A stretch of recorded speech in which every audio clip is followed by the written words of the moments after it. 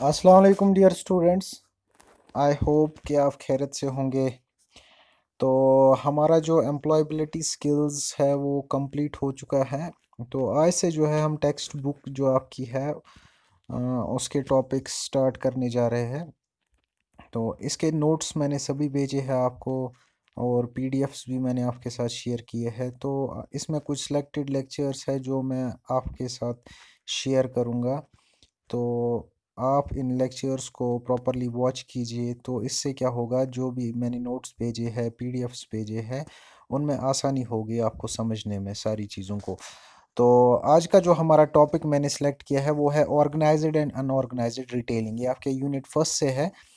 तो जैसा कि पता है आपको, रिटेलिंग क्या होती है, जब हम चीज़ों को, लार्ज क्वांटिटीज़ ऑफ गुड्स को स्मॉल क्वांटिटीज़ में बेचते हैं, स्मॉल यूनिट्स में बेचते हैं। किसको बेचते हैं? कस्टमर्स को। तो उसको हम रिटेलिंग बोलते हैं। लेकिन इस रिटेलिंग को जो है, रिटेलिंग जो है वो दो तरह की होती है। First is organised and second is unorganised. India में जो है रिटेल सेक्टर में काफ़ी ग्रोथ हो चुकी है। अभी आज की बात करें, काफ़ी बहुत तेज़ी से रिटेल सेक्टर जो है ग्रो हो रहा है। काफ़ी लोगों को ये एम्प्लॉयमेंट दे रहा है। तो रिटेलिंग का एक इम्पोर्टेंट रोल है हमारी कंट्री की इकोनॉमी में। तो पहले क्या कस्टमर्स काम करते थे, वो जो चीज़ें खरीदते थे वो किराना शॉप से खरीदते थे, या कोई कहीं पे मंडी लगी रहती थी, वहाँ पे वो जो है मंडीज़ में हाट्स लगे रहते हैं, वहाँ से जो मेलाज में वहाँ पे जाके जो है सामान, क्योंकि जो रिटेल सेक्टर था वो ऑर्गेनाइज्ड नहीं था तब। तो लेकिन जैसे ही लोगों के पास स्टैंडर्ड ऑफ लिविंग डेवलप हो गया, उससे क्या हुआ, रिटेल सेक्टर में काफ़ी चेंज आ गई। अभी जो मैं बात करूं, अगर रिटेल सेक्टर की मैं बात करूं, मोस्टली जो है रिटेल सेक्टर में ऑर्गेनाइज्ड फॉर्मेट की रिटेलिंग आ चुकी है। तो ये जो चेंज हुई रिटेल सेक्टर में, इसने नए चीज़ को जन्म दिया, उसको हम ऑर्गेनाइज्ड रिटेल बोलते हैं, ऑर्गेनाइज्ड सेक्टर बोलते हैं। तो रिटेल इंडस्ट्री जो है उसके क्या क्या टाइप्स है वो हम डिटेल में पढ़ेंगे। देखिए, रिटेल को जो है पहले दो हिस्सों में डिवाइड किया है। फर्स्ट है अनऑर्गेनाइज्ड सेक्टर और दूसरा है ऑर्गेनाइज्ड सेक्टर। पहले हम पढ़ेंगे अनऑर्गेनाइज्ड। देखिए, अनऑर्गेनाइज्ड रिटेलिंग क्या होती है कि कोई छोटा सा बिजनेस है, कोई किराना का दुकान है, उसको हम अनऑर्गेनाइज्ड बोलते हैं। इसमें क्या क्या फीचर्स है इस इन अनऑर्गेनाइज्ड सेक्टर में? इसमें जो है ज़्यादा इंफ्रास्ट्रक्चर अच्छा नहीं होता है, छोटी मोटी दुकान रहती है उसमें, पुरानी पुराने टाइप्स की दुकान रहती है। अगर हम यहाँ पे बात करें रूरल एरियाज़ की, तो यहाँ पे जो है लकड़ी के दुकानों पे भी जो है रिटेलिंग होती है। तो इसमें जो है इंफ्रास्ट्रक्चर की काफ़ी कमी रहती है, कोई मॉडर्न टेक्नोलॉजी इसमें यूज़ नहीं होती। फंडिंग की कमी रहती है। एक रिटेल स्टोर जो है वो ज़्यादा से ज़्यादा 20,000, 10,000, 1 लाख तक जो है इन्वेस्टमेंट करके वहाँ पे एक रिटेलर जो है, एक या शॉपकीपर है, वो अपना सामान इसी फंड के अंदर, इसी बजट के अंदर जो है रखता है, और जो भी उसके लोकल एरिया में लोग रहते हैं, उनको जो वो है वो सामान उन तक पहुंचाता है। तो इसमें फंडिंग की कमी रहती है। इसमें कोई स्किल्ड मैन पावर नहीं होता। लोग इसमें कोई कोई आम सा इंसान जो है ज़्यादा पढ़ा लिखा नहीं होता है, उसको बिज़नेस की ज़्यादा समझ नहीं होती है, वो जो है ऐसे स्टोर्स को रन करते हैं, चलाते हैं। अनऑर्गेनाइज्ड रिटेलिंग जो है, ये रजिस्टर्ड भी नहीं होते। ये किसी जो भी लोकल बॉडीज़ होंगी, लीगल लोकल बॉडीज़ होंगी, उनके साथ इनका कोई रजिस्ट्रेशन नहीं होता है। इन ये इसके अलावा अपने अकाउंट्स भी जो है वो रेगुलरली मेंटेन नहीं कर कर पाते। इनका साइज़ भी जो है वो स्मॉल रहता है, क्योंकि ज़्यादा बड़ी दुकानें नहीं होती, छोटी सी दुकानें होती है, और उसी दुकान में जो है ये सब सारा सामान अपना सेट करके रखते हैं। इनमें जो ये अनऑर्गेनाइज्ड सेक्टर्स है, आपने देखा होगा, आप अगर कहीं मेले में गए होंगे, वहाँ स्टॉल्स लगे रहते हैं छोटे छोटे, या वो हॉट्स लगे रहते हैं, या कोई पान वाला होता है या कोई छोटी सी दुकान होती है, उनको हम अनऑर्गेनाइज्ड रिटेलिंग बोलते हैं। या कोई सब्ज़ी वाले होते हैं, वेजिटेबल सेलर्स होते हैं, या कोई शूज़ वाला जो आपकी शू को पॉली, उनको हम जो है अनऑर्गेनाइज्ड सेट ऑफ रिटेलिंग बोलते हैं। अब हम बात करेंगे ऑर्गेनाइज्ड, जो आपको पढ़ना है बेसिकली, जो आपकी बुक जिस पे बेस्ड है कि ऑर्गेनाइज्ड रिटेलिंग होती क्या है।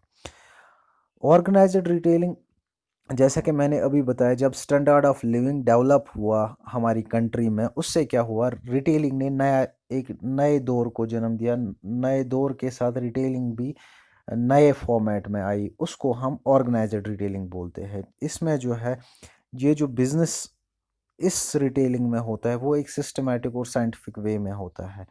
ऑर्गेनाइज्ड रिटेलिंग से जो है काफ़ी बेनिफिट्स होते हैं कस्टमर्स को। ऑर्गेनाइज्ड रिटेलिंग में अभी जो है डेवलपमेंट इतनी आ गई है कि आपको घर बैठे भी सामान मिल जाता है। होम डिलीवरी भी एक ऑप्शन रहता है ऑर्गेनाइज्ड रिटेलिंग में। कंज्यूमर्स के लिए जो है काफ़ी कन्वीनियंस इस ऑर्गेनाइज्ड रिटेलिंग से हुई। इसके अलावा एम्प्लॉयमेंट जनरेशन की मैं बात करूं, हमारी कंट्री की सेकंड लार्जेस्ट ग्रोइंग इंडस्ट्री है रिटेल इंडस्ट्री, और सबसे ज़्यादा एम्प्लॉयमेंट जनरेट जो करता है, लोगों को काम देता है, वो रिटेल ही देता है।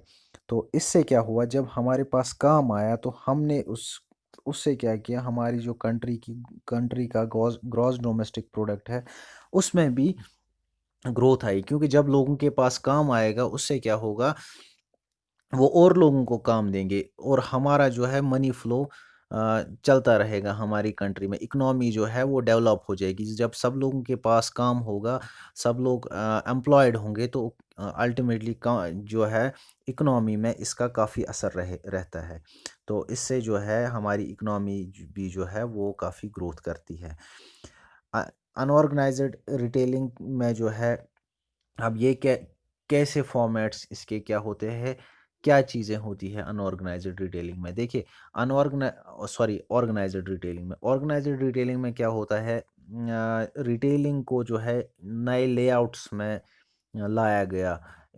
एक डिज़ाइनड स्टोर बनाया गया, बड़ा सा स्टोर जिसका एरिया 1000 स्क्वायर फीट से लेके 10,000 स्क्वायर फीट तक भी होता है। उसमें क्या होता है, आपके अलग अलग डिपार्टमेंट्स होते हैं। सपोज़ आपको शूज़ खरीदना है, उसके लिए अलग डिपार्टमेंट होगा, फुटवेयर डिपार्टमेंट। आपको क्लोथ्स लेने हैं, उसके लिए अलग से एक एरिया होता है क्लोथ्स के लिए। या आपको किड्स वियर लेना है, वहाँ से एक और डिपार्टमेंट होगा। या आपको ग्रॉसरी सामान खरीदना है घर का, वहाँ से एक अलग डिपार्टमेंट होगा। तो सेपरेट डिपार्टमेंट्स जो है बनाए गए ऑर्गेनाइज्ड रिटेलिंग में, ताकि कस्टमर्स को जो है चीज़ों को ढूंढने में आसानी होगी। वो खुद पिक कर सकते हैं, चूज़ कर सकते हैं, उसके बाद जो है वो सिलेक्ट कर सकते हैं चीज़ों को जो उनकी नीड्स होंगी, जो उनकी डिज़ायर्स होंगी।